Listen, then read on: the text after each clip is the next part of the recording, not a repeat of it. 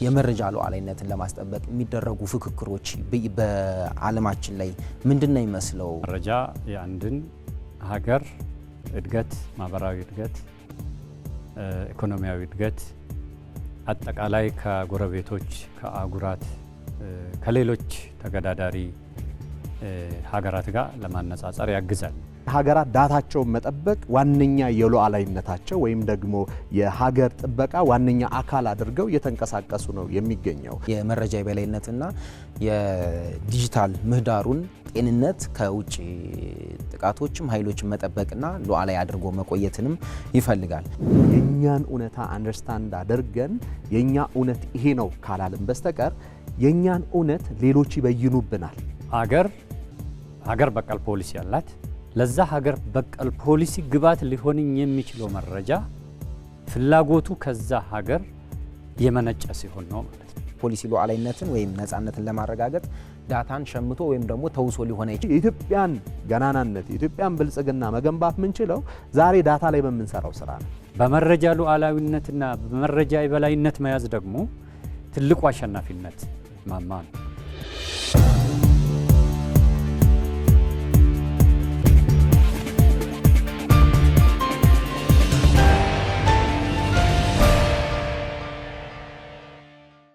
ጤና ይስጥልን፣ እንዴት አላችሁ? ከኢቢሲ የሀገር ጉዳይ ተጀምሯል። በዛሬው የሀገር ጉዳያችን የመረጃ ሉዓላዊነትና የፖሊሲ ነጻነት ጉዳዮችን እያነሳን እንቆያለን። ከሰሞኑ የመረጃ ሉዓላዊነት ለፖሊሲ ነጻነት የሚል ታላቅ ጉባኤ ተካሂዶ ነበር በአዲስ አበባ። ጠቅላይ ሚኒስትር አብይ አህመድን ጨምሮ ከፍተኛ የመንግስት የስራ ኃላፊዎች ኢትዮጵያ መረጃ የመተንተን እንዲሁም የመሰብሰብ አቅሟ ምን ላይ ነው የሚለውና ተያያዥ ጉዳዮችን በስፋት የተመለከቱበት፣ ጠቅላይ ሚኒስትሩም ደግሞ ጠንከር ያለ መልእክት ያስተላልፉበት ነው። እሱን እየተመለከትን እንቆያለን። እንግዶች አሉኝ። እንግዶቼ የኢትዮጵያ ስታቲስቲክስ አገልግሎት ዋና ዳይሬክተር ዶክተር በከር ሻሌ እንዲሁም ደግሞ የሀገር ጉዳዩ ብስራት መለሰ ናቸው። ስለ አብሮነታችሁ እናመሰግናለን። እንኳን ደህና መጣችሁ እንግዶቼ።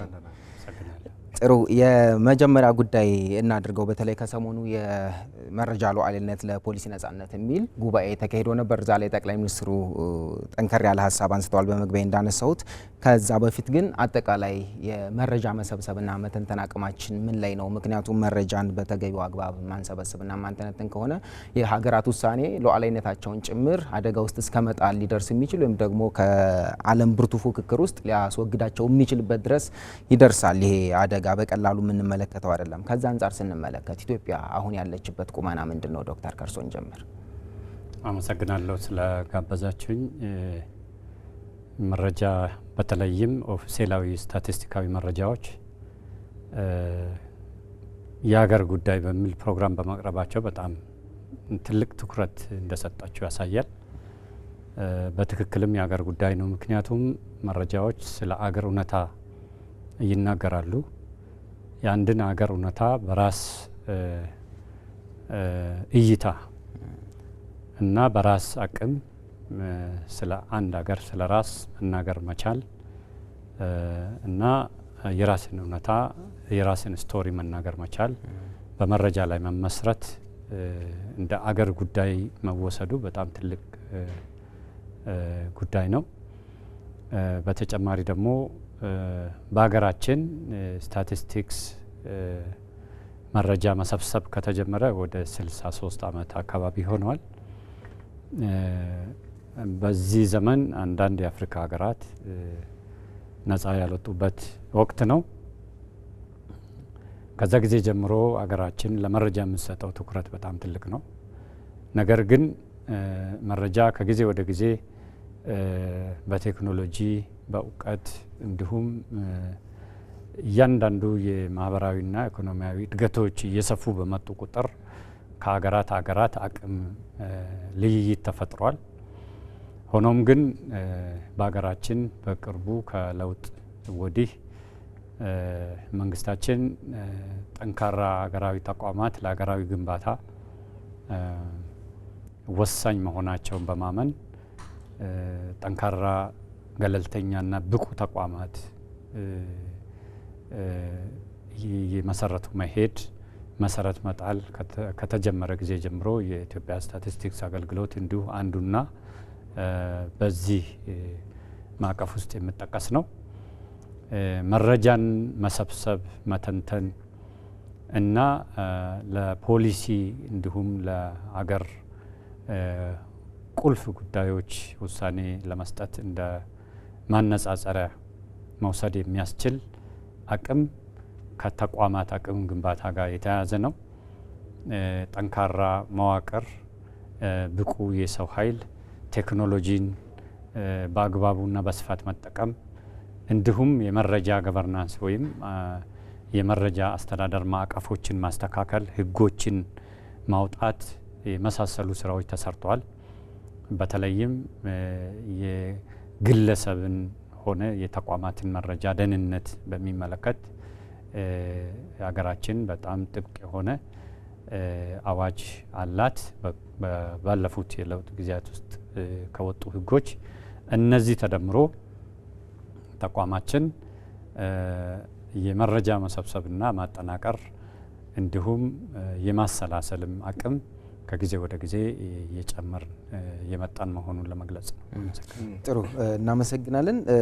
ብስራት ወደ አንተ ልምጣና በተለይ በዚህ ዘመን ስለ ሀገራት ሉዓላዊነት ስናነሳ እንዲሁ ዳር ድንበሩን በወታደር አጥሮ መጠበቅ ብቻ አይደለም፣ ይልቁንም የመረጃ የበላይነትና የዲጂታል ምህዳሩን ጤንነት ከውጭ ጥቃቶችም ኃይሎችን መጠበቅና ሉዓላዊ አድርጎ መቆየትንም ይፈልጋል። ከዚህ አንጻር ኢትዮጵያ የጠንካራ ሀገረ መንግስት ግንባታን መገንባት አለብኝ የሚል ሀሳብ አንስታ እየሄደች ትገኛለች። በዛ ውስጥ ስለ ጠንካራ ሀገረ መንግስት ግንባታ ስናነሳ ደግሞ የሀገራት ሉዓላዊነት ቁልፉና አንደኛው መለኪያ ተደርጎ ይታሰባል።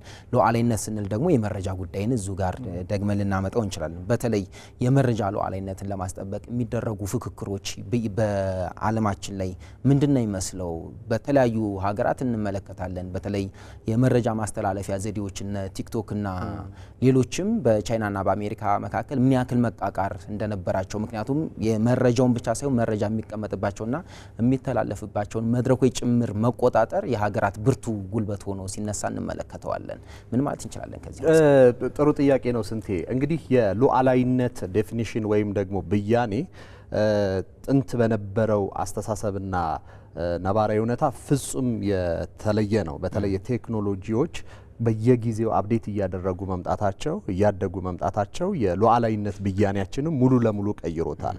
በፊት ላይ ሉዓላዊነት ስንል ወይም ሶቨርኒቲ የምንለው ነገር ዳር ድንበር ላይ በምታስቀምጠው የወታደር ብዛትና በያስካቸው የጦር መሳሪያዎች የሚለካ ነበረ። ነገር ግን አሁን ዳታ መጠበቅ ሆኗል። ስለዚህ የሀገራት ሉዓላዊነት መለኪያ የሚሆኑት ክላውድ ሰርቨር ላይ ወይም ደግሞ የፋይበር ኦፕቲክስ ላይ ከዛም ባለፈ ደግሞ ሳተላይት መረቦች ላይ የሚለኩ ወይም ደግሞ እዛ ላይ ያለ የበላይነት እዛ ላይ ያለ ጥበቃ እነሱን ተጠቅመ የመረጃ ትንተና ላይ መሰረት ያደረጉ ናቸው። ስለዚህ ሉዓላዊነት በራሱ ስንል የነዚህን ጥበቃ ነው፣ የቴክ ጥበቃ ነው በዋነኛነት። አሁን ላይ በዓለም ላይ ባለው ነባራዊ እውነታ መሰረት ስለዚህ ሀገራት ዳታቸውን መጠበቅ ዋነኛ የሉዓላዊነታቸው ወይም ደግሞ የሀገር ጥበቃ ዋነኛ አካል አድርገው እየተንቀሳቀሱ ነው የሚገኘው።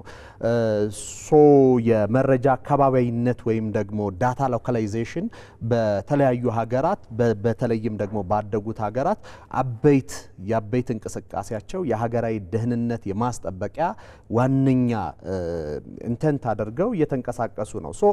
አሁን የዲጂታላይዜሽንን ስንመለከት የዲጂታል ብሔርተኝነት ወይም ደግሞ ዲጂታል ናሽናላይዜሽን ተፈጥሯል። አሁን በፊት ብሔርተኝነትን ስናስቀምጠው ኢኮኖሚክ ብሔርተኝነት ኋላ ኢመርጅ አድርጓል።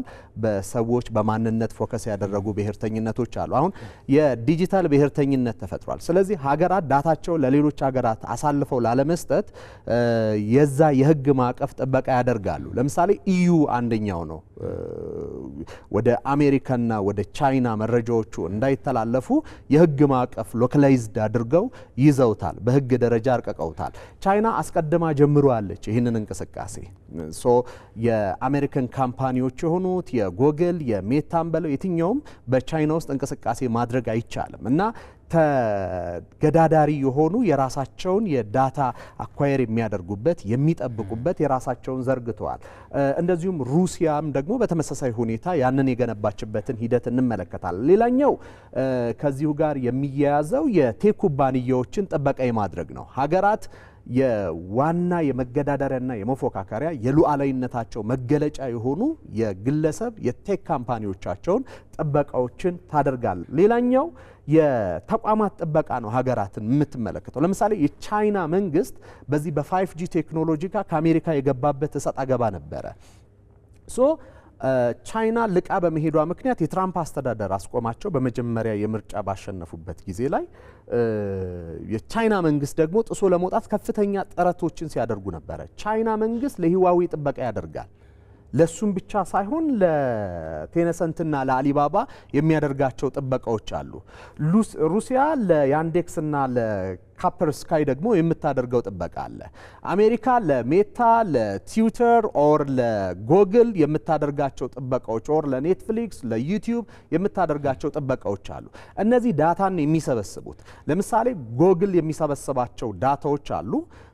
ጎግል የሰበሰባቸውን ዳታዎች አሁን ከአፕል ጋር ተስማምተዋል። የአፕል ስልኮች በኤአይ ቴክኖሎጂ የማስተሳሰር ስለዚህ አፕልን በቀጣዮቹ ዓመታት የሚፎካከሩ አይኖርም ማለት ነው። ምክንያቱም ጎግል የብዙ ዓመታት ዳታ ክምችት አለው። ያ ዳታ ክምችት ማለት የሀገራትን ቀጣይ እጣ ፈንታ የሚወስን ያላቸውን የበላይነት ወይም ደግሞ በዓለም አቀፍ ፉክክሩ ላይ ደረጃቸውን የሚወስን ትልቅ ማዕቀፍ ነው። ስለዚህ ሀገራት የቴክ ኩባንያዎቻቸውን ይጠብቃሉ ማለት ነው። ሌላኛው የመሰረተ ልማት ጥበቃ ነው። የመሰረተ ልማት ጥበቃ ስንል ለምሳሌ ፋይበር ኦፕቲክሶች የሚተላለፉት በባህር ነው። ቻይናና አሜሪካ እነዚህን የፋይበር ዝርጋታዎችና እነሱን የመቆጣጠር ተጽዕኖ በዓለም አቀፍ ደረጃ የጨመረበት ሂደትን እንመለከታለን። ለምሳሌ ኢትዮጵያ አንደኛው የባህር በር ማግኘት አለባት ብለን ስንል የኢንተርኔት ኬብላችንን በሌሎች ሀገር ፍቃድ ላይ ነው እየተጠቀምን ያለ ነው። በጎረቤቶቻችን ፍቃድ ነው እየተጠቀምን ያለ ነው። አይበለውና ጎረቤቶቻችን ያኮረፉ ቀን ይህ ሀገር ምን ያክል ጨለማ እንደሚወጣው ተመልከት። ምን ያክል ከኢንተርኔት አገልግሎት እንደምንቋረጥ አስብ። ስለዚህ ሀገራት ለነዚህ ፋይበር ኦፕቲክሶች ለመያዝና ወይም ደግሞ ለመቆጣጠር ዘመቻዎቹ ከየትኛውም ጊዜ በላይ የጨመሩበትን ሂደት እንመለከታለን። የመጨረሻው ነጥብ ከዚሁ ጋር የሚያያዘው የመረጃ የመከላከያና የዲጂታል ስነ ምህዳር ትስስር ነው። ለምሳሌ ጦርነት የሳይበር ምህዳርና የኤሌክትሮኒክስ ዋርፌርን ያቀናጀ ሆኖ እንመለከተዋለን። በአንድ ሀገር የዚህ የኮግኒቲቭ ዋርፌር ወይም የሐሰተኛ መረጃዎች መሰራጨት ማለት የህዝብህን አጠቃላይ አመለካከት የሚወስን ነው። ስለዚህ ሀገራት ይህንን መከታተል መቻል አለባቸው፣ ይህንን መጠበቅ መቻል አለባቸው። ዶክተር ወደ እርስዎ ልምጣ። በተለይ የዚህ ውይይት መነሻችን በሳምንቱ መጀመሪያ የተካሄደው ሀገር አቀፍ ጉባኤ ስለሆነ እዛ ላይ ጠቅላይ ሚኒስትሩ አንድ ሲያነሱ የነበረው የፖሊሲ ሉዓላዊነትን ወይም ነጻነትን ለማረጋገጥ ዳታን ሸምቶ ወይም ደግሞ ተውሶ ሊሆን አይችልም። ስለዚህ በራሳችን አቅም ዳታን ወይም መረጃ መሰብሰብ መተንተንና ለውሳኔያችን ጥራት እንዲያግዝ አድርጎ ማምጣት ትልቁ የቤት ስራችን እንደሆነ የጠቆሙበት ነው። ከዛ አንጻር የእርስዎ የሚመሩት መስሪያ ቤትን ጨምሮ ቀደም ብለን ደግሞ ስናነሳ የነበረው የዓለም አውድንም እየሄደበት ያለውን በደንብ ተረድተው ነው ጠቅላይ ሚኒስትሩ ያንን ሲያነሱ የነበረውና ምንድነው ማለት የምንችለው የራሳችንን አቅም ማወቅ ያስፈልገናል የሚለውን ነገር ደጋግመው ሲያነሱ ነበረ። ከዛ አንጻር እየሄድንበት ያለው መንገድ ምን ይመስላል የሚለውን ደግሞ እናስታውስ። የአንድ ሀገር እውነታ ትገልጽበት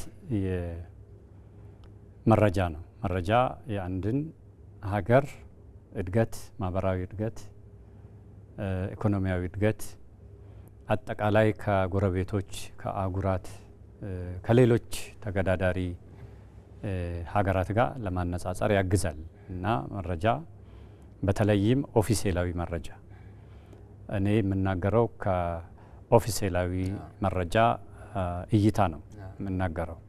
ብዙ የመረጃ ምንጮች አሉ። ማህበራዊ ሚዲያ አንዱ የመረጃ ምንጭ ነው። መዛግብቶች የመረጃ ምንጭ ናቸው። የሳተላይት መረጃዎች የመረጃ ምንጭ ናቸው። ጥናቶች እና ቆጠራዎች የመረጃ ምንጭ ናቸው። በተለያየ መልኩ የሚከማቹ በዘመናት የተከማቹ ረጅም ዘመን ታሪክ መረጃዎች ታይም ሲሪየስ የምንላቸው መረጃዎች የመረጃ ምንጮች ናቸው። እነዚህ መረጃ ምንጮችን እንዳለ በጥሬያቸው ስንጠቀም መረጃ ብቻ ሊሆኑ ይችላሉ ወይ ማስረጃ ሊሆኑ ይችላሉ፣ ዴታና ኢንፎርሜሽን የምንለው ማለት ነው። ነገር ግን ከዛ ባሻገር እነዚህ ጥሬ መረጃዎች፣ ጥሬ ሀቆች ሳይንሳዊ ትንታኔና ሳይንሳዊ ሂደቶች ውስጥ አልፎ ተተንትኖ ተቀምረው ስታንዳርዳይዝድ ሆኖ የትርጉም ተሰጥቷቸው ወይም ዴፊኒሽን ምደባ አላቸው። እያንዳንዱ መረጃዎች ምደባ አላቸው፣ ክላሲፊኬሽን የምንላቸው እና በዚህ ደረጃ ከፍ ብለው ወደ ስታቲስቲካል መረጃ ወይም ስታቲስቲካዊ ኦፊሴላዊ መረጃ ይሻገራሉ ማለት ነው። ቅድም ወንድሜ ያብራራው መረጃዎች በጣም የትየለሌ ናቸው፣ ምንጫቸውም ሰፊ ነው እና አሻሚ ናቸው። አንድን መረጃ ወስደ ለዛም ይሄ መረጃ አኪዩሬት ነው ሪላያብል ነው ብለ ለመውሰድ በጣም አሻሚና አይን አዋጅ የሚሆኑበት ሁኔታ ነው ያለው። ምክንያቱም የመረጃ ዘመን እንደመሆኑ መጠንና የመረጃ መረቡም በጣም ረጅምና የተወሳሰበ ከመሆኑ አንጻር የትኛው መረጃ ነው ትክክለኛ መረጃ የሚል በርካታ እንትኖች አሉ ማለት ነው። አንዳንዱ ሰጣ ገባ ውስጥ የሚገባበት ምክንያት የትኛው ተአማኒ መረጃ እንደሆነ ከማጣት ነው። የተዛቡ እይታዎችን የተዛቡ አንደርስታንዲንግ ሊፈጥር ይችላል ማለት ነው። ከስፋቱ የተነሳና ምንጩ ከማይታወቅ ጭምር የሚመጣ መረጃ ማለት ነው።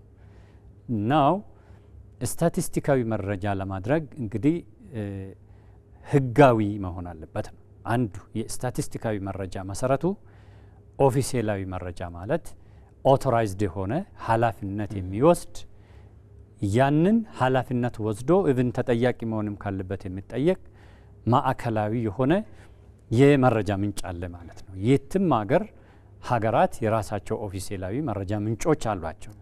አንድ ሊኖራቸው ይችላል፣ ከአንድ በላይ ሊሆኑ ይችላሉ። ለምሳሌ እንደ ሀገራችን በርካታ የኦፊሴላዊ መረጃ ምንጭ የሚባሉ አሉ። ስታቲስቲካል ዴታ ሶርስስ የሚባሉት አንዱ የኢትዮጵያ ስታቲስቲክስ አገልግሎት ነው። በአዋጅ የተቋቋመ ቆጠራዎችን ጥናቶችንና አጠቃላይ የማህበራዊ ኢኮኖሚያዊ መረጃዎችን ለመንግስት ውሳኔ፣ ለተመራማሪዎች፣ ለማንኛውም ቢዝነስ ተቋማት እና ለሚፈልገው ዜጎች ማቅረብ የሚችል ማለት ነው። በተጨማሪ ሌሎች አሉ።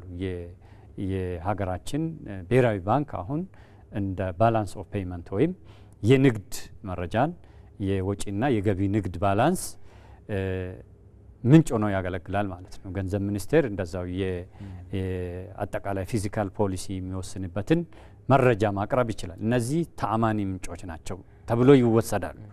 ዘርፎር ኦፊሴላዊ መረጃ ምንጭ አንድ የሆነ ኦቶራይዝድ የሆነ አካል ምንጩ የሚታወቅ ኃላፊነት የሚወስድ አካል አለ ማለት ነው። ይሄ ነው ዲፍረንሺዬሽኑ። በተጨማሪ ደግሞ አንድ አገር የራሱ የሆነ የመረጃ ምንጭ ሊኖረው ይገባል። የራሱ የሆነ መረጃ ምንጭ ሊኖረው ይገባል። በዛ መረጃ ላይ ተንተርሶ ውሳኔ ብያኔ መስጠት ይኖርበታል። ይሄ ከሌለው አንድ አካል የውጭ አካል ይሁን ማንም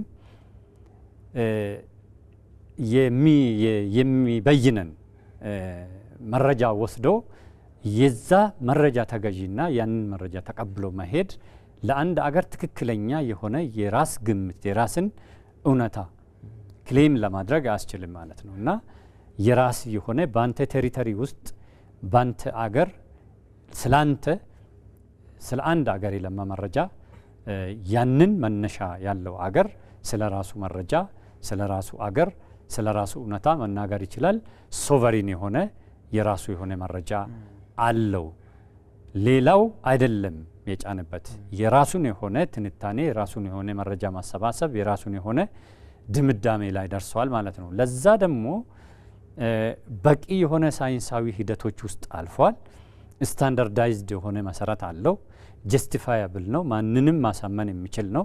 ግን በራስህ ነው ስለ ራስህ አቅም ስለ ራስህ አገር ስለ ራስህ እውነታ የተነተንከው ማለት ነው። ይሄ ነው ሶቨሪን መረጃ የሚባለው። ሶቨሪን መረጃ ሼር አይደረግም ወይም ለሌላው ማቋደስ አትችልም ማለት አይደለም። የሌላውንም አትጠቀምም ማለት አይደለም። ነገር ግን የራስህን እውነታ በራስህ ትክክለኛ ቦታና ትክክለኛ ጊዜ ማቅረብ መቻልና መጠቀም መቻል ነው ማለት ነው። በጣም በቀላሉ በዚህ መረዳት ይቻላል። ጥሩ እንመለስበታለን። በተለይ ከዛ አንጻር ደግሞ አሁንም ዓለም ያለበትን ብርቱ ፉክክር ታሳቢ ተደርጎ ምን እየሰራ ነው የሚለውን ለመመለስና ለማየት እንሞክራለን። ብስራት በተለይ ቀደም ብለው ዶክተር ወደ ማጠቃለያቸው ላይ ሲያነሱ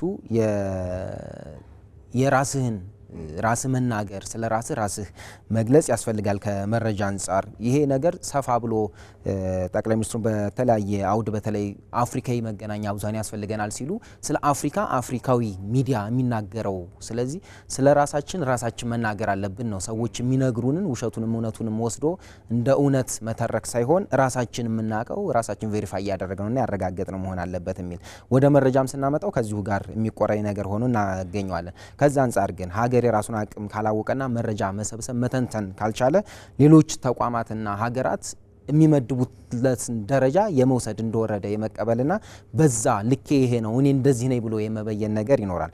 ከዛ ጋር በተገናኘ ደግሞ እያንዳንዱ መረጃ በተለይ ከውጭ የምትወስደው የተለያዩ ሞቲቮች ወይም ደግሞ ፍላጎቶችም ሊጫኑት እንደሚችሉ ታሳቢ ማድረግ ይቻላል።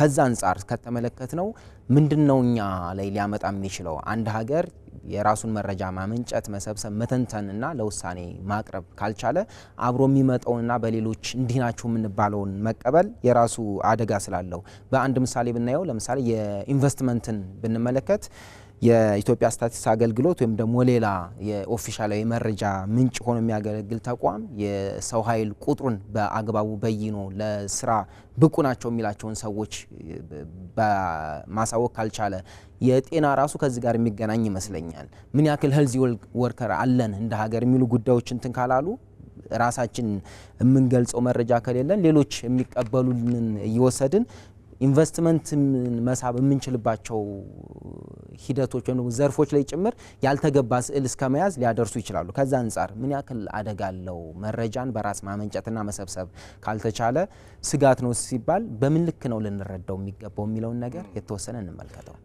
እንግዲህ ጠቅላይ ሚኒስትር አብይ አህመድ ወደ ስልጣን ከመጡባቸው የመጀመሪያ ቀናቶች ጀምሮ የዳታን የመቆጣጠር ቴክኖሎጂ ላይ አንዱ አሁን ከሀገራችን ዋነኛ የእድገት ምሰሶዎች መካከል ቴክኖሎጂን በራሱ ቴክኖሎጂ ቅንጦት ሳይሆን በፊት ለፊት ደጋፊ ነው። ተቋማት ከቴክኖሎጂ ጋር ያስተሳስሩ እንደዚህ ሆኑ ምናምን ነው የሚባለው። ራሱን ቴክኖሎጂን ግን አኳየር ማድረግ አለብን። የእድገታችን ምሰሶ መሆን መቻል አለብን።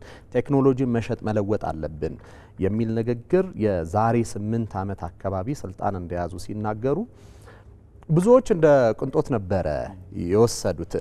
just like ሌግዠሪ የሆነ ነገር አድርገው ነበር የወሰዱት።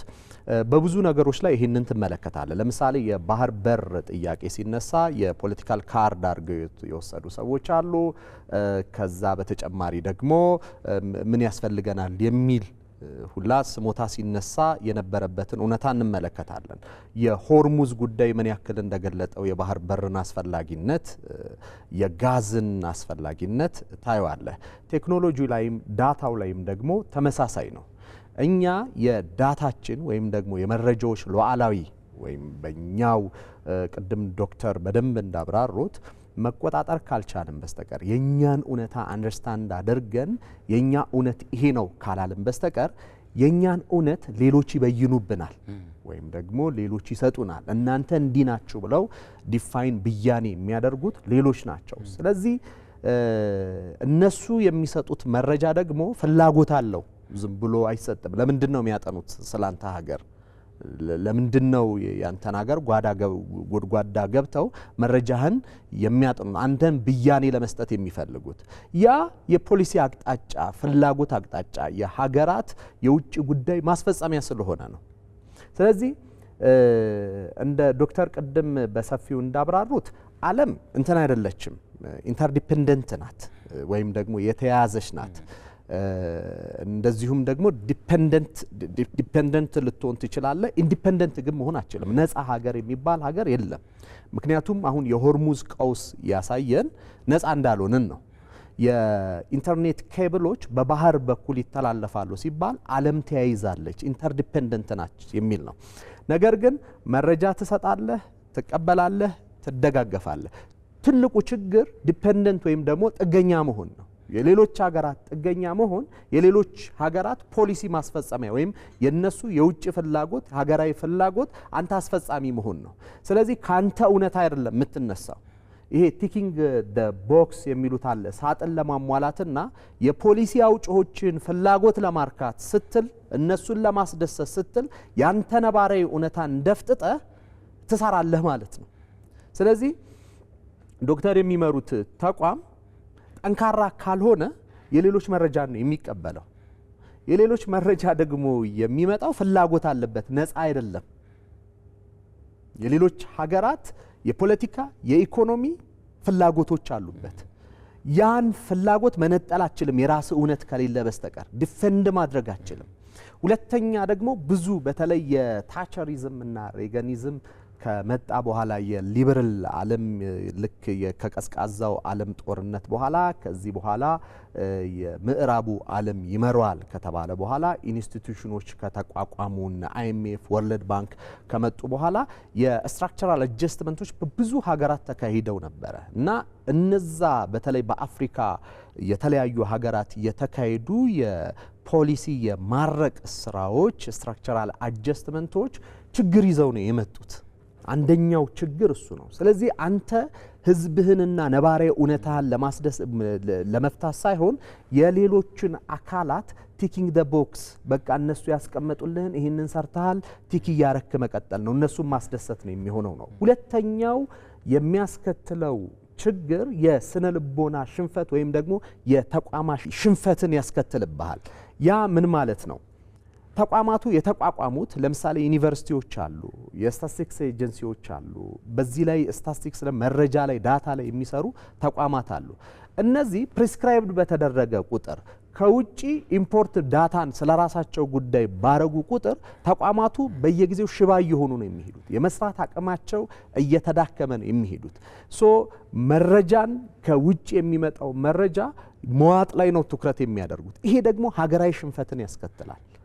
ቅድም ያነሳነው የሉዓላዊነት የአንድ ሀገር ሉዓላዊነት ተገረሰሰ የምንለው ድንበሩ ላይ ወታደር ሲገባ ሳይሆን የራስህን ሀሳብ የራስህን እድል በራስህ መወሰን አቅቶ ሌሎች ሀገራት ባዘዙልህ ሀሳብና ፍልስፍና ስትመራ ማለት ነው። ውሳኔዎችህ የሚወሰኑት በሀገር ልጆችና በራስ ሀሳብ ሳይሆን በሌሎች ሀሳብ ቁጥጥር ስር ይወድቃል። ሶ ይሄ ነው አንደኛው ችግር። በሶስተኛ ደረጃ ደግሞ መረጃ እንደ ፖለቲካና ኢኮኖሚክ ጦር መሳሪያ ያገለግላል።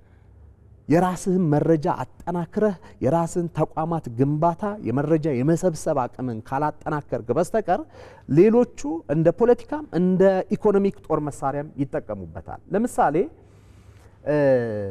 ይሄ እንትኖች ምሁራን በዚህ ዌፐናይዚንግ ሜትሪክስ የሚሉት አለ። የገበያና ብድር ጫናን የሚሰሩ ተቋማት አሉ። አሁን እንደ ፊች እንደ ሞዲ ኤስኤንድፒ እነዚህ የአበዳሪ ተቋማት እንትኖች ናቸው፣ ያወጣሉ፣ ሬት ያደርጋሉ። እነዚህ ተቋማት ሲያወጡ አበዳሪ ናቸው። አንድ ሰው የሚበደር አካል ደግሞ ኢኮኖሚክ ኢንትረስት አለው። ሶ ኢኮኖሚክ ኢንትረስቱን መሰረት አድርጎ ነው ያንተን እውነት የሚተነትነው። ስለዚህ ያንተ እውነት አይደለም ከሱ እውነታ ተነስቶ ነው የሱን ፍላጎት ነው እንትን የሚልብህ የሚጭንብህ። በተደጋጋሚ ጊዜ ኢትዮጵያ በዚህ ፓዝ ውስጥ አልፋለች። በተደጋጋሚ ጊዜ ፊች ምን አይነት ሪፖርቶችን ሲያወጣ ነበረ የሚለውን ስትመለከት አንዳንድ ጊዜ ከእውነታው እጅግ በጣም የራቀ መረጃዎችን ያወጣል። ይሄ ደግሞ ኤፍዲአይን ይወስናል። የውጭ ቀጥተኛ ኢንቨስትመንትን ኢንቨስት ለማድረግ ከኢትዮጵያ ጋር ለመስራት የሚፈልጉ ሀገራትን እንዳይሰሩ እጃቸውን ይይዛል። ሌላኛው ደግሞ ለምሳሌ የዲፕሎማሲ ተጽዕኖ ያላቸው አሉ። የዚህ የፍራጃይል ስቴት ኢንዴክስ የሚያወጡ ተቋማት አሉ። የፍራጃይል ኢንዴክስን የሚያወጡ ተቋማት የዲፕሎማሲ ጫና ይፈጥሩብሃል። ኢትዮጵያ ትፈርሳለች እየፈረሰች ያለች ሀገር ናት ከተባለ ስንት ጊዜያችን ነው? ይሄ መረጃ ሀገሪቱ በታሪኳ አይታው ማታቀውን የ10 ቢሊዮን ዶላር ኤክስፖርት የደረሰችበት ነው። እኛ ከዚህ ቀደም በነበረው ትልቁ ተብሎ ወደ 3 ቢሊዮን የተጠጋ ኤክስፖርት ተብሎ ስንት ሲወራ እንደነበር እናስታውሳለን። አሁን የኢትዮጵያ ኢኮኖሚ ወደ 10 ቢሊዮን ቀጥተኛ ኤክስፖርት ያደርጋል። የኢኮኖሚው እንቅስቃሴ እጅግ በጣም ከፍተኛ ነው። ግን ምንድነው በውጭ የሚነገረው ነው። እነዚህን አይነት ነገሮች ለመከላከል የሚያስፈልገው አንደኛው ነው። ሌላኛው የእውነታ መዛባት ለመከላከል ለምሳሌ ኮንቴክስት ብላይንድነስ አለ። የኢትዮጵያን እነዚህ ተቋማት ሲተነትኑ የኢትዮጵያን ሕዝብ ስሪት አያውቁትም ወይም እሱን ትንታኔ ውስጥ አያስገቡትም። መስተጋብራችንን አይዙትም።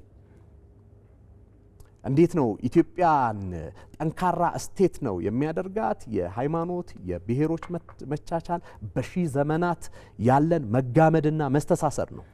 ፌዴራል ፖሊስ ስላለ ወይም ጠንካራ መከላከያ ስላለን ብቻ አይደለም የተጠበቅ ነው። እኛ ዋናው መሰረት የሚሆነው የያዙን እሴት ያሳፉን እሴቶች አሉ።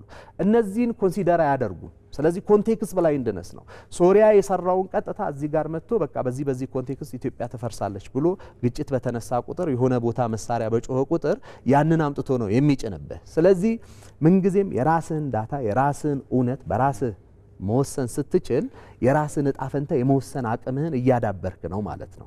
ለዛ ነው ጠቅላይ ሚኒስትሩም የዶክተርንም ተቋም ያመሰግኑበት አንደኛው እውነታ የደረስንበት ደረጃ መረጃን የመተንተን መረጃንም ደግሞ የመጠበቅ አሳልፎ ያለ መስጠት እውነታ ከዚህ ጋር የተያዘ ስለሆነ ነው። በጣም አመሰግናለሁ ዶክተር በከር። ወደ እርስዎ ልመለስና ዓለም አቀፍ አውዱን የምናውቀው ነው። ጠቅላይ ሚኒስትሩ ያስቀመጧቸው አቅጣጫዎች አሉ። ምን መስራት አለብን?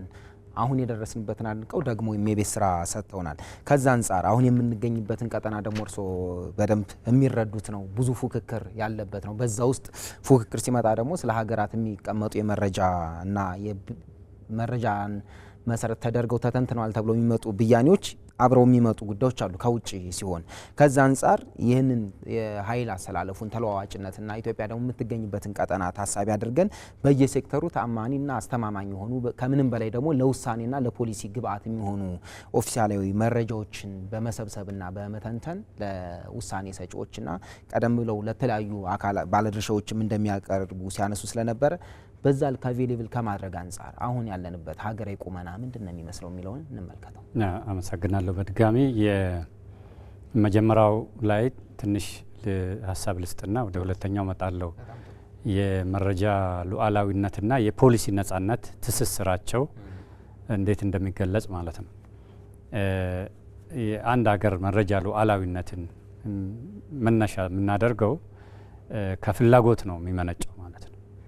ያ አገር ለውሳኔ ለፖሊሲ ውሳኔ ወይም ደግሞ ለማንኛውም አይነት ስትራቴጂ የሚፈልገውን መረጃ ቅድሚያ ሊሰጠው ይገባል ነው። ፍላጎቱ ራሱ መመንጨት ያለበት ከሀገር ፍላጎት ጋር የተሳሰረ መሆን አለበት ነው። ምክንያቱም መረጃ ለማመንጨት መረጃ ለማልማት ብዙ ኢንቨስትመንቶች ስላሉት ማለት ነው። ከፍላጎት ከሀገር ፍላጎት ናሽናል ኢንትረስት ከምንለው ጋር የተሳሰረ ነው ማለት ነው። ለምሳሌ የኢትዮጵያ የስታቲስቲካል ልማት ፕሮግራም ሲነደፍ በሆነ አካል ይህንን ልማት ፕሮግራም መንደፍ አለባችሁ፣ በዚህ ገንዘብ እኛ እናግዛለን ስለተባለ አይደለም። ሀገር በቀል ፖሊሲ ያላት ለዛ ሀገር በቀል ፖሊሲ ግብዓት ሊሆን የሚችለው መረጃ ፍላጎቱ ከዛ ሀገር የመነጨ ሲሆን ነው ማለት ነው። እኛ ዲማንድ እንለዋል። የማንን ዲማንድ ነው ሰርቭ የምናደርገው ነው።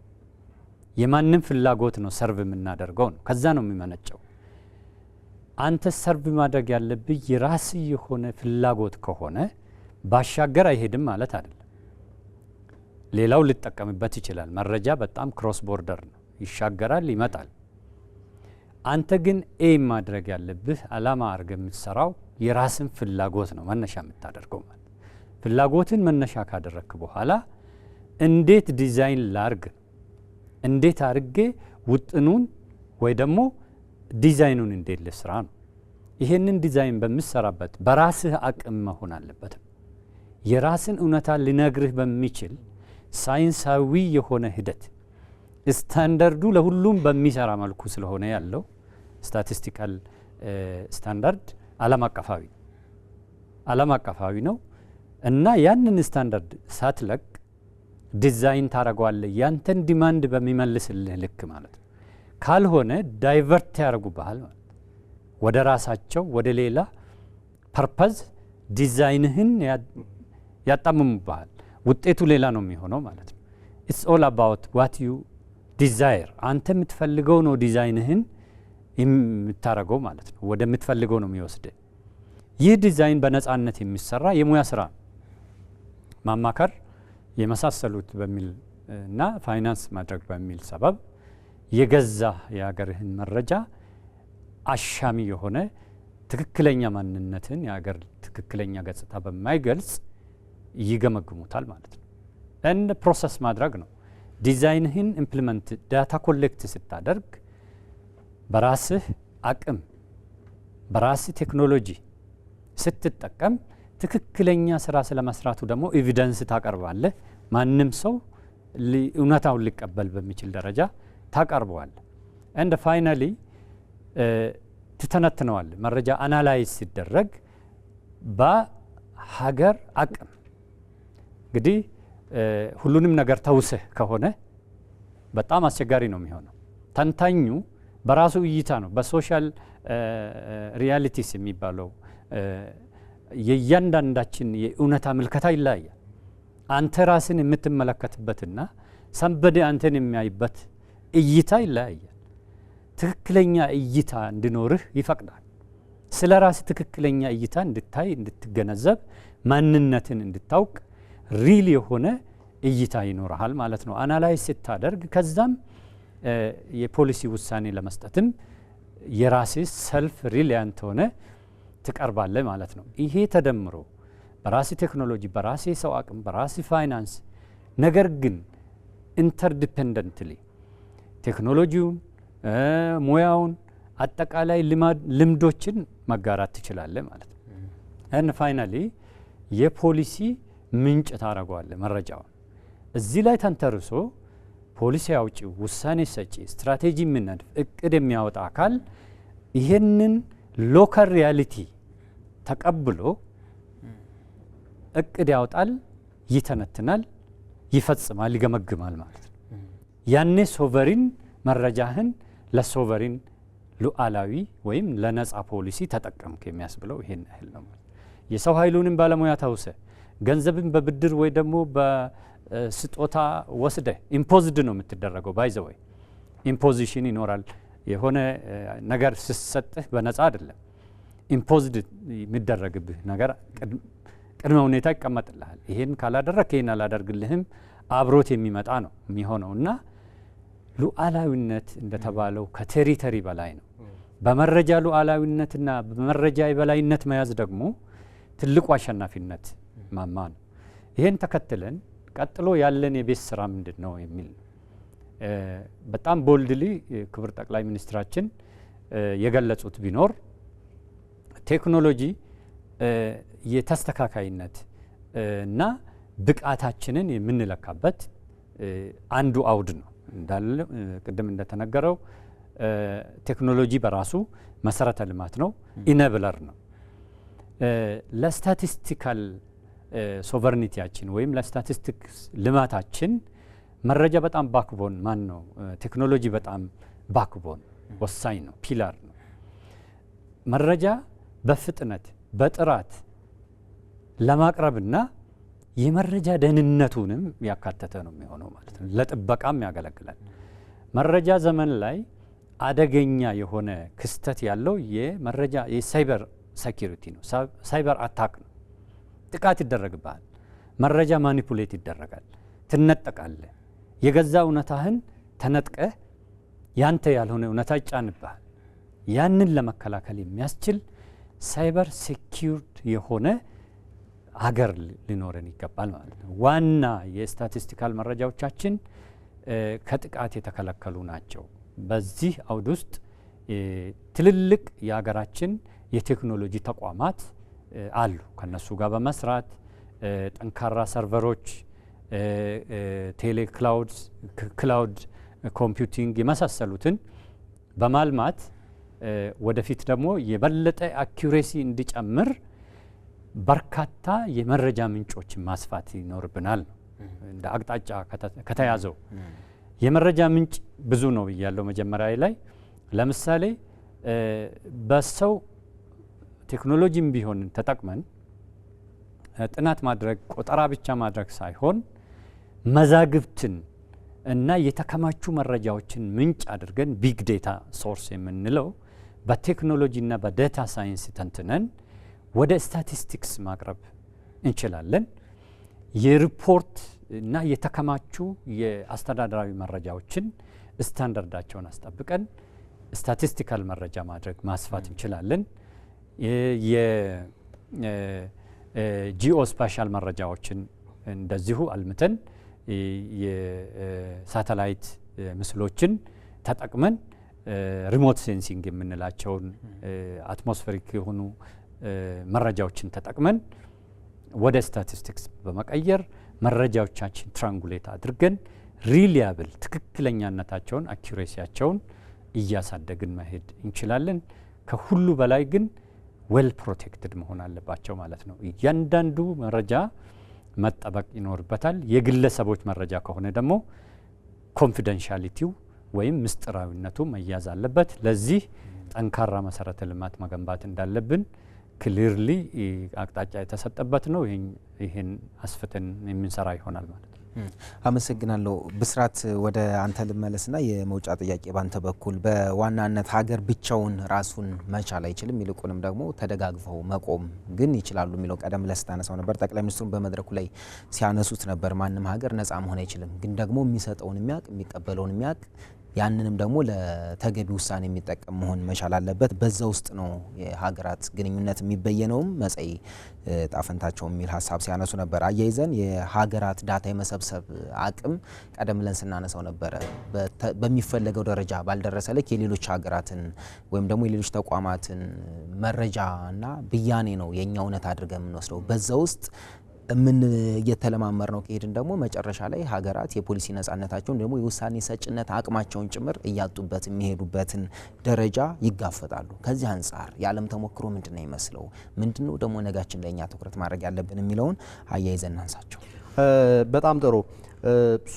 የመረጃ ነጻነት የሌለው ሀገር እንዴት ይገለጻል ካልከኝ የአንጀት ቁስለት አሞ ያይን ጠብታ እንደ መስጠት ነው የሚቆጠረውና ያመመህ አንጀትህን ነው ግን የሚታዘዝልህ ያይን ጠብታ ነው። እንደዛ አይነት ሁኔታ ውስጥ ነው የምትጋለጠው። ስለዚህ ይህንን እውነታ የራስህን እውነታ ላይ መወሰን የምትችልባቸው አውዶች እንዲፈጠሩ አንደኛ እንትን መሆን አችልም፣ ነፃ መሆን አችልም። ይሄ ኢንዲፔንደንት መሆን አይቻልም። አሁን ባለንበት ዓለም በተሳሰረበት ግሎባላይዝድ በሆነ ዓለም አቀፍ ግንኙነት ውስጥ ኢንዲፔንደንት መሆን አችልም።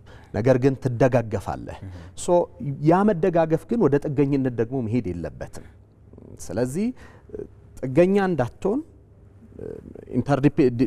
ኢንዲፔንደንት መሆን አይቻልም። ነፃ የሚባል ሀገር የለም። ትልቋም አሜሪካ ብትሆን በሌሎች ዓለማት ላይ ነው። የቻይና ኢኮኖሚም አብዛኛው ኤክስፖርት መራ አይደለ? በሌሎች ሀገራት ላይ ነው ኤክስፖርት ሲያደርግ ሌሎች ሀገራት ላይ ነው። ስለዚህ አሁን ባለው ነባራዊ የዓለም ሁኔታ ነፃ የሚባል የለም። ነገር ግን ያለው ምንድነው? ጥገኝነት ነው። ጥገኝነትን ከመረዳዳት አልፈ ወደ ጥገኝነት ደረጃ እንዳትወርድ ትልቁን ጥንቃቄ ማድረግ ያለብን እዛ ጋር ነው። ስለዚህ የፖሊሲ ነጻነት አለን፣ የመረጃ የዳታ የበላይነት አለን ሲባል እንደጋገፋለን። ለሌሎች የምንሰጣቸው መረጃዎች አሉን፣ ከሌሎች ደግሞ የምንቀበላቸው አሉን። ነገር ግን ደግሞ ራሳችንን ችለን የቆምነን የራሳችንን እውነት በራሳችን እንበይናለን የሚለውን ነገር እሱ ላይ ነው መሰመር ያለበት። በሁለተኛው ደረጃ ለምሳሌ መረጃዎች እንቀበላለን እኮ እንደ ሀገር እኛ ፍጹማን አይደለንም። ነገር ግን ከሌሎች የምንቀበላቸው መረጃዎች አሉ። ግን ያ የምንቀበለው መረጃ የትሮይ ፈረስ እንዳይሆን ደግሞ ጥንቃቄ ያስፈልጋል። ያንን የትሮይ ፈረስ ነው አይደለም የሚለውን ነገር ለመለየት አቅም ያስፈልጋል። በራሳችን የመቆም የራሳችንን የመረጃ ማዕከላት የቴክኖሎጂ አቅሞቻችንን ቀደም ዶክተር ሲያነሱት እንደነበሩት አሁን የሳይበር የኢንሳ የአርቲፊሻል ኢንተለጀንስ የስፔስና የጂኦ ስፓሻል ተቋማት ግንባታችን አንደኛው ፕሮቴክት የሚያደርጉልን እነዚህን ነገሮች ነው። በራሳችንን ጉዳይ በራሳችን የመወሰን አቅምን እያሳደጉ ነው የሚሄዱት። ስለዚህ የሚመጣው መረጃ ማጥለል እንችላለን። ይሄ ከኔ ነባራዊ እውነታ ጋር የሚሄድ አይደለም።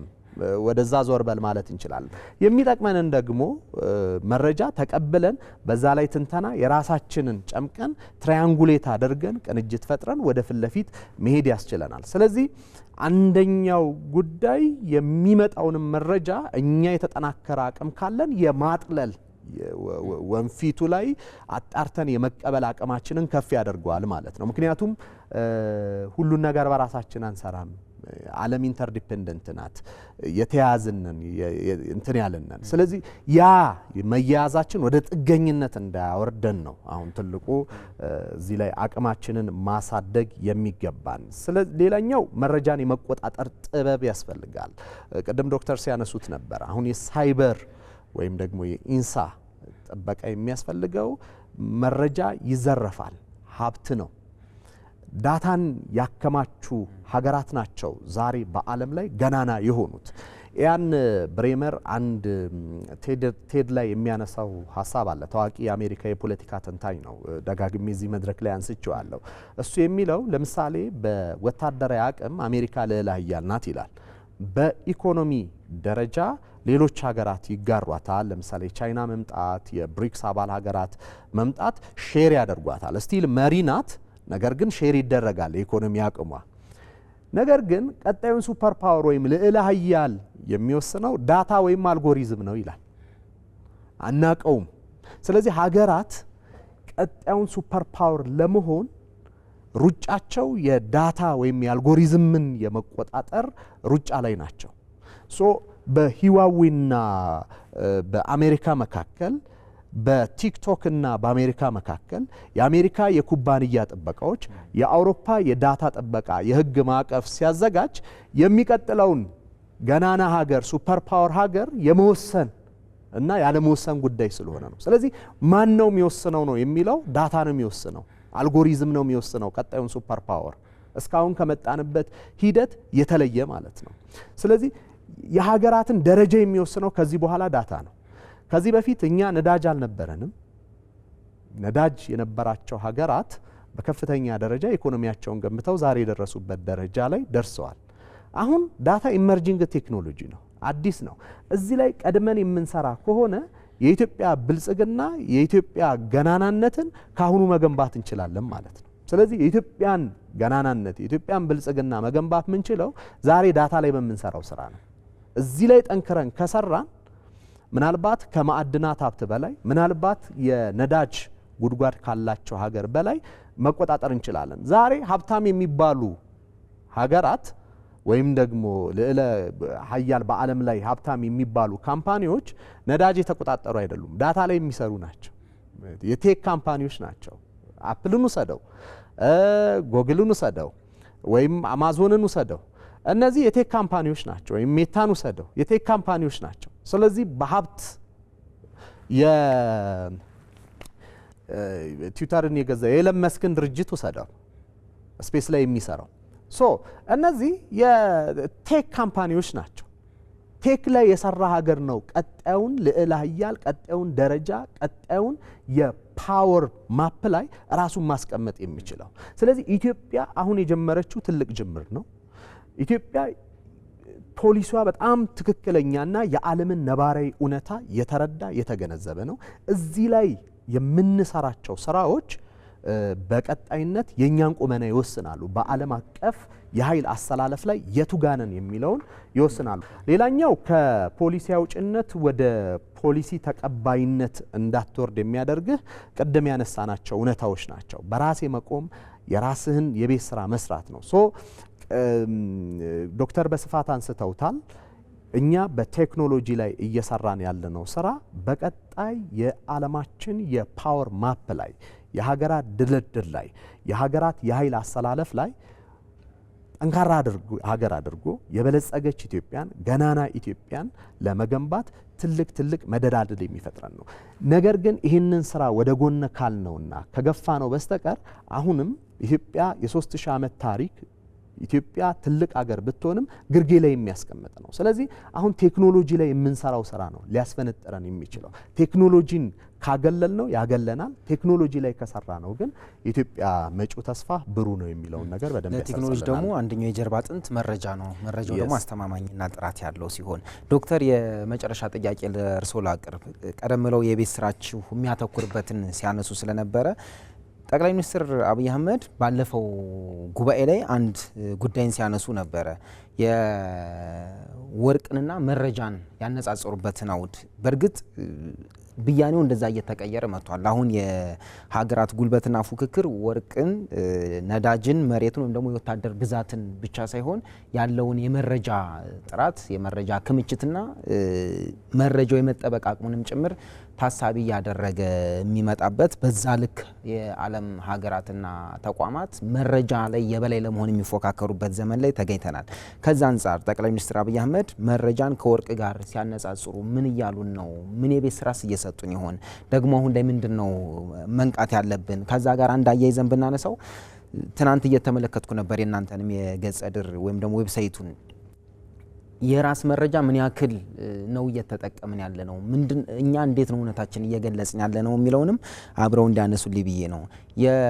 በተደጋጋሚ በምናነሳቸው የመገናኛ ብዙሃንም ሌሎች መድረኮችም ላይ የኢትዮጵያ ሕዝብ ቁጥር ከ130 ሚሊዮን በላይ እንላለን፣ ከ120 ሚሊዮን በላይ ነን እያልን እንደዚህ ስንወስድ እመለከታለሁ። እሱን እንጠቀማለን።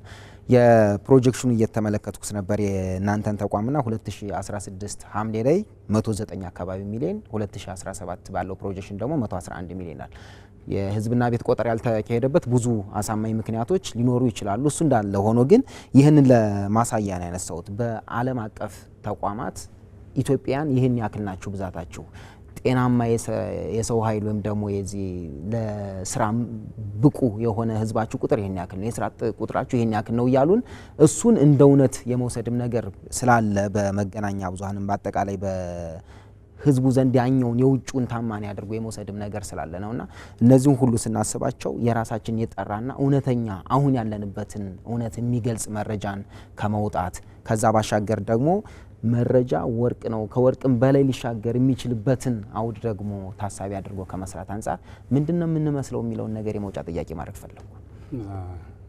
መረጃ ወርቅ ነው፣ ነዳጅ ነው ስንል ከኛ ኮንቴክስት አንጻር እንድንገነዘበው ፈልጋለሁ። አንደኛ ኢትዮጵያ በአፍሪካ ያላትን ፖዚሽን ማየት ይቻላል። የኛ ወርቅ ምን ያህል እንደሚሰፋ ለማየት ወይ ደግሞ የኛ መረጃ እንደ ወርቅ እንዴት ሊወሰድ እንደሚችል ለማንም ሀገር ፕሮፖርሽናሊ መረጃ ለወርቅ በጣም ተፈላጊ ነው፣ አስፈላጊ ነው፣ ውድ ነው እንደማለት ነው። እሱ ነው ኮኔት እንትኑ ማለት ነው። በአፍሪካ በቆዳ ስፋት ሁለተኛ ኦር በጣም ትልቅ ፖፑሌሽን ያላት ትልቅ ሀገር ከናይጄሪያ ቀጥላ የምትጠቀስ በኢኮኖሚ ደግሞ በጣም ጂዲፒዋ ከጊዜ ወደ ጊዜ እያደገ የሄደ አገር ብዙ የሆነ የተፈጥሮ ሀብት ያላት የአየር ንብረቷ በጣም ምቹ ከሌሎች ሀገራት ጋር ሲነጻጸር በጣም ልዩ የሆነ ታሪክም ያላት ሀገር ናት። የዚህ ሀገር ታሪክ በራሱ ሲጠና ሲተነተን መረጃዋ ለአህጉር ለአጠቃላይ ቀጠናችን ለዓለም የሚሰጠው መረጃ በጣም ትልቅ ነው ማለት ነው። as big as that ማለት ነው። እንደ ትልቅነታችን ተፈላጊ ነው የኛ መረጃ ማለት ነው። የሀገራችን መረጃ ለምሳሌ የአህጉሪቱን አጠቃላይ መቀመጫ የሆነ የአፍሪካ ህብረት አዲስ አበባ የአዲስ አበባ ከተማ አጠቃላይ ስታቲስቲክስ እና የሆነ አገር ወስደህ የአንድ አገር የጎረቤቶቻችን ወይ ሶማሊያ ወይ ደግሞ ኤሪትሪያ ወይ ጅቡቲ ኦር ሱዳን ራቅ ካልክ ደግሞ ትልልቅ አገሮችን ብትወስድና ብታነጻጽር የሚሰጠው ትርጉም ይለያል ማለት ነው። it is as important as that የኛ መረጃ የአንድ ሀገር መረጃ በጣም አስፈላጊ ነው፣ ተፈላጊ ነው። ለሆነ ብያኔ ለመስጠት ለሆነ ትንተና እጅግ በጣም ወሳኝነቱን ለማሳየት ነው። ኦይል ነው ወርቅ ነው ስንል ማለት ነው። በዛ ምሳሌ መውሰድ እንችላለን። ዘ ግሬተር ዊ አር ዘ ሞር ኢት ኢዝ ኤክስፔንሲቭ እንደማለት ነው። በተጨማሪ ደግሞ ይህንን ወርቅ ወይም ኦይል የምንለውን መረጃ ሳናለማውስ ብንቀር ባይኖር፣ ለምሳሌ ኢትዮጵያ የብዙ ሺህ ዓመት ታሪክ ያላት ሀገር ናት። ነገር ግን ያንን ታሪክ ሂደት የሚያሳየን መረጃ አለን ወይ? ሌት አሎን የሺህ ቤት የመቶ ቤት ከረንትሊ ያለፉትን 20-30 ዓመታት መረጃዎቻችን በትክክል ተመዝግበዋል ወይ? የሀገራችን ማህበራዊና ኢኮኖሚያዊ እድገቶችን ለትውልድ ማስተላለፍ የሚችል የመረጃ ክምችት አለን ወይ? የት አለን? የት አለ የመረጃ ክምችቱ ያለን? እያንዳንዱ ተቋም የተበጣጠሰ የሆነ ፍራግመንትድ የሆነ መረጃ ነው ያለው። እነዚህ መረጃዎች አይናበቡም። ሀገራዊ መረጃ ሆኖ አንድ ላይ ስለ አንድ ትልቅ ሀገር ለማሳየት አይችሉም። ፍራግመንትድ ናቸው፣ የተበጣጠሱ ናቸው፣ ለጥቃት የተጋለጡ ናቸው። አብዛኛው ሀክ የተደረገ መረጃ ነው ያለው። አንድ የሆነ ጠቅለል ያለ የሀገራዊ መረጃ አስተዳደራዊ ስርዓት ያሌለው ሀገር ነበር፣ ዳታ ገቨርናንስ የምንለው ማለት ነው።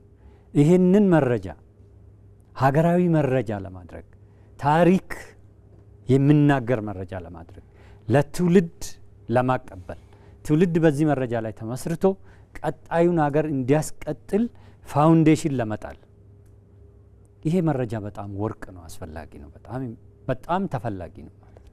ዛሬ የምንሰበስባቸው መረጃዎች በስታቲስቲክስ የሚሰበሰቡ መረጃዎች ብቻ ማለት አይደለም። በርካታ መዛግብቶች አሉ። ለምሳሌ የኢትዮጵያ ሕዝብ በብሔራዊ መታወቂያ ካርድ ሲወስድ እያንዳንዱ ናሽናሊቲ ታሪኩ እና አጠቃላይ የስነ ሕዝብ ባህሪ ይመዘገባል። ቀደም ሲል የለንም። ብዙ ሚሊየንስ ኦፍ የኢትዮጵያ ሕዝቦች በናሽናል አይዲ መረጃዎቻቸው ወደ ዳታ ቋት ይሰበሰባል። የኢትዮጵያ ሕዝብ ቁጥር ብቻ አይደለም፣ ማንነትና አጠቃላይ ዳይናሚክ የሆነ ካራክተሪስቲክስ መረጃ አለን ማለት ነው። ይሄ መረጃ ወርቅ ነው፣ ሕዝብ ነው፣ ማንነት ነው እና ስለ አገር በሚገባ መናገር የሚችል መረጃ ነው። ይሄ መረጃ በአንድ በኩል ዴሞግራፊክ መረጃ ነው፣ በሌላ በኩል አጠቃላይ የስነ ሕዝብ ባህሪያት መረጃ ነው፣ የማንነት መረጃ ነው። የሀገር ናሽናሊ ሀገራችን ምን እንደሆነች የሚናገር መረጃ ነው። ሁለተኛ ኢ ገቨርናንስ አሁን እየተፈጠረ ያለው አገልግሎት መስጫ ተቋማት ወደ ዲጂታል እየተቀረቡ ነው። እያንዳንዱ መረጃ ስለ አገራችን የአገልግሎት አሰጣጥ ባህሪ እና እያንዳንዱን እየሰጠን ያለነውን አገልግሎት እየመዘገበ ያስቀምጣል። ይሄ ለትንበያ እጅግ በጣም አስፈላጊ ነው። የተቋማት እድገት የህዝብ የአገልግሎት ፍላጎትን ያሳያል፣ ይጠቁማል። ዛሬ ይህንን የሚፈልግ ህዝብ ነገ ምን ሊፈልግ እንደሚችል መናገር እንድትችል ያደርጋል መረጃ። ይሄ የአንድ ማዕከል መሶብ አገልግሎት በአጠቃላይ ክልሎች የሚሰጡ አገልግሎቶች መረጃ ናቸው። በጣም ትልቅ ክምችት እየተፈጠረ ያለው።